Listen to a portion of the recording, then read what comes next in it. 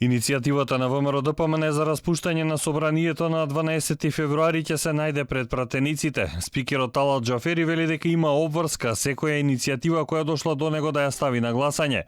По надлежности јас сум должен предлог кој што ќе го добијам да го ставам на седница.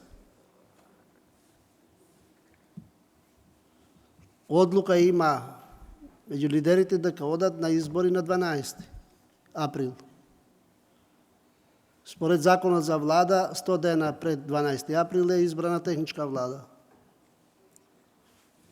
И тука таа дилема мислим дека не постои. Што се однесува до законот за јавно обвинителство, единствено усогласена верзија меѓу власта и опозицијата ќе биде на дневен ред.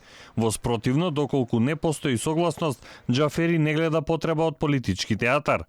И до 23.00 на 12 да биде дојден предлог усогласен и има процедурална можност тој предлог да се претвори во закон. Неспорно е тоа. Но, на крај на мандат, пред распуштање на собрание, да се отвори, само да би се отворила седница, а не усогласен предлог и да се претвори во театар, тоа немам намера.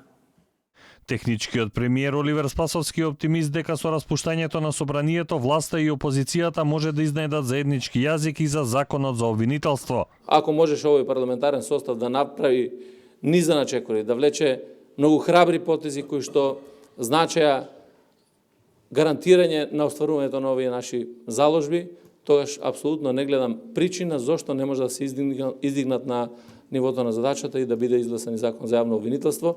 Во опозицијата се убедени дека на 12 април ќе има избори на кои убедливо ќе победат. За законот за обвинителството велат дека е можен само доколку се прифатат нивните забелешки. Потребен ни е квалитетен закон кој што конечно ќе овозможи борба против криминалот и корупцијата, борба против селективната правда. Значи ни треба закон кој што ќе донесе апсолутна правда. Таков закон можеме да имаме само и исклучиво доколку се прифатат забелешките, односно предлозите на ВМРО-ДПМН. За распуштање на собранието треба да се изјаснат 61 пратеник, а законот за јавно обвинителство се носи со двотретинско мнозинство.